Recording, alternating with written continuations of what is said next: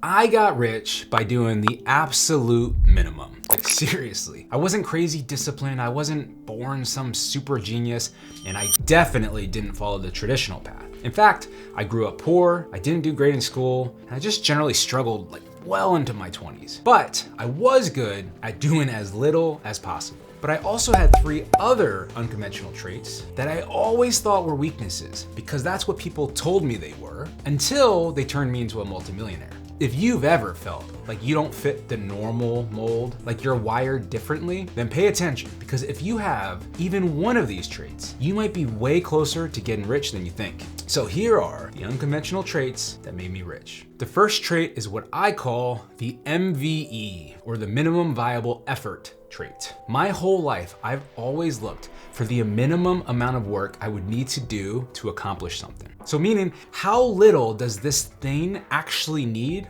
for me to still get the result? So like when I was in school, I'd skip days, not do homework, and I'd still pass with a B or a C. Why? Because I didn't need an A. Like the A didn't matter to me, passing mattered. And once that outcome was secured, any extra work was just wasted energy that I could have spent skateboarding or playing Halo. And most people told me that I was just lazy. But when I look back, it wasn't. It was efficient. It was my brain asking, what is the smallest move that still gets the job done? School, they hated that approach. They wanted me to go over and above. Nah, like, come on, man.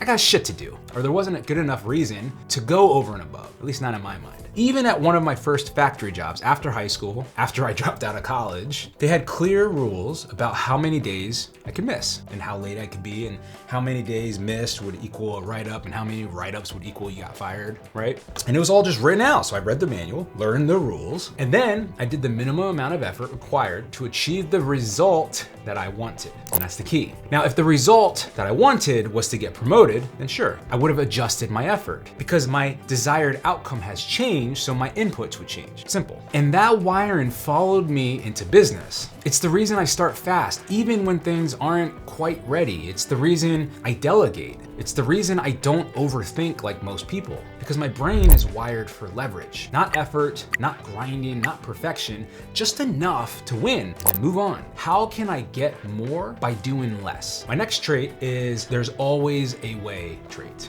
And this one is something I've lived by my entire life. There is always a way. From the time I was a kid, I hated being told no. If a teacher, a parent, a boss, like anyone told me something couldn't be done, my mind would immediately go, all right, but how can I do it? Because there is a way, I know there is. There has to be some way to get this thing that I want. Because in my mind, there always is a way. And yeah, sometimes I would go to ridiculous lengths to get what I wanted. Now, I'm not saying crossing moral lines or anything like that, but I just never accepted no as the final answer. Certainly not as the first answer, that's for damn sure. And that would lead to me thinking outside the box, getting creative. I'd look at these problems from different angles. How can I get this done? How can I make this happen? And this made me a problem in school and even with some of the jobs I worked for. Because I wouldn't accept the default rules because, like, quite frankly, the rules were kind of fucking stupid. And I knew there was a better way, or at least I thought there could be. But guess what? That same trait, the one that made me non-compliant, is the exact trait that made me a successful entrepreneur. Because I'd look at a problem that was supposedly already solved, and I go, well, that seems dumb. I think there has to be a different way to do this, a better way to do this. And when I was building my software company, this came in handy constantly. I'd have engineers push back and say, well, that can't be done the way it is. So I would just challenge that thinking and just push back, and not in like a jerky kind of way or a dick way, just challenging the general consensus. And I'd be like, okay, but what if we approached it like this? Or what if we changed that part? Or what if we just like split it up or do this thing? And almost every time they would find a path. And the funny part, most of the time, I didn't come up with the solution, I just didn't accept no as the answer. So it took someone pushing back to the default way of thinking, and it would help other people get more creative to solve a problem. In my mind, there is always a way. All right, the third trait is something that most people don't have anymore.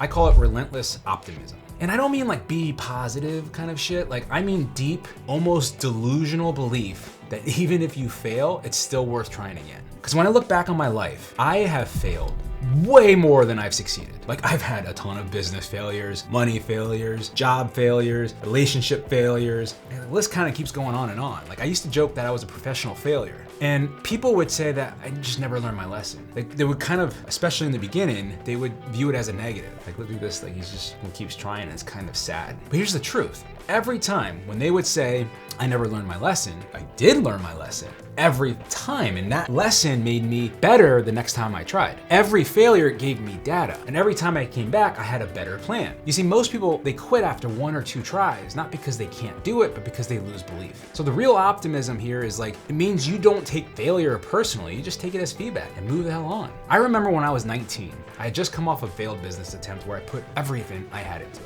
I was in debt, barely able to pay rent, everything was falling apart. I was sitting on the back porch with a friend going through the mail. I'm sitting there doing the mail, the first envelope comes up and collections notice. Like, next one comes up, being sued for outstanding debt. Third one comes up, your electric's gonna be shut down on the 4th. And then I look and guess what's there? Game Informer magazine. Holy shit, I was stoked. And my friend just looked at me and he's like, dude, like, how are you not freaking out right now? Like, all these things are basically you just being sued and all this shit going poorly. And I just kind of shrugged and I said, well, because someday I'm gonna have a lot of money. It's just a matter of time. So all of this shit is just kind of noise along the way, just a stepping stone. And here's the wild part, and I did not know this, that's for damn sure, but psychology actually backs this up. People who believe they can eventually succeed perform better. Not because belief is magic, but because belief, it keeps you in the game long enough to win. Relentless optimism is like a superpower if it's used properly. If you're someone who keeps going when everyone else stops, that is a very special type of wiring, and it's rare. All right, I know I told you 3 traits. This is a bonus trait. I'm gonna do it because I want to. And this is about extreme risk tolerance. So we'll call this number 4, all right? And I know I said 3, but hey, listen, it is what it is. Now this one separated me from pretty much everyone I grew up with. While most people play it safe, I was always okay with betting everything I had. Partly because I didn't have that much in the beginning, but mostly because I wasn't that scared of losing. And let me tell you, I would never have built wealth without taking risks. Were they calculated? Yeah, I mean, mostly. Smart? Hopefully. But risk is still risk. Most people wait their whole lives for the perfect moment, but that moment never comes. And by trying to stay safe and comfortable, they stay stuck. But people with high risk tolerance, they move fast, they try things, they bet on themselves. They're willing to look dumb, lose money, start over, and try again, right? And to be clear, I had extreme risk tolerance. That does not mean I didn't have fear. I still have still do, and I still had the fear of failing or the fear, like all those same things that a lot of us get, but I was willing to overcome them. And what I used to do, and I never realized it until now, is I would just name that fear and I'd write it down and go, well, that kind of looks dumb. Because again, there is always a way, right? So when I'd say, well, I don't really want to fail, I'd write it down and be like, well, that don't make any fucking sense because I don't really have a whole lot here anyway. So how can I fail much more than I am right now? And let's just go do it, all right? So risk tolerance isn't the same as not being scared or being fearful. It just means I was still willing to do it. And entrepreneurship research, like, it backs this up too, because high risk tolerance is one of the strongest predictors of starting and growing a business, because you have to be willing to take the risk. And if you're someone who can take a hit and you keep going, you have that resilience, you already have something that most people don't. And again, this ties right back into leverage. If you know how to take a smart risk that has disproportionate upside, well, guess what? That's where you'll typically find me. All right, cool. So those are the 4 traits that made me rich. First, the minimum viable effort. What is the least I can do to move this needle forward? Don't overthink it, just fucking move, right? And actually, hold on. The minimum viable effort does not mean you do shitty work. It means you figure out what the least amount of good work is that you can do to get progress. Because so many people, they make this a huge boil the ocean thing. Just fucking go. Just do something. Do it a little bit, and then the path will start to take away then. It'll start to make shape. All right, 2, there is always a way. So when you think, oh, I can't do that. Well, why? Well, because I have bills and I have family and I have this and I have that. No, there is a way. You just have to get creative. What is the way for you to get past all that shit? Because there is a way if you look for it. Number 3, relentless optimism. Be delusional about the fact that you will succeed. And when you fail, just know that it's a stepping stone. That failure is a prerequisite to success. So welcome it and keep moving on, because you will succeed at some point. Number 4, which is the bonus one, was extreme risk tolerance. I've kind of ranted, I apologize, but hopefully that helps. Those are the 3/4 things that help make me rich. If you have any of those things, let me know in the comments. I would love to know which ones you relate to. And if you want to blast me about something, then do that too. We'll have the conversation. Those are the 4 things, not just discipline, not just structure, not straight A energy, just those unconventional traits, which again, I spent years thinking were flaws because that is what other people told me. And it wasn't until I leaned into them instead of fighting them that everything changed. So if you see yourself in any of these, you're not lazy, you're not behind, you're not broken, you are just built different. And that might be your greatest advantage. Catch you on the next one. Hope to see you on the path.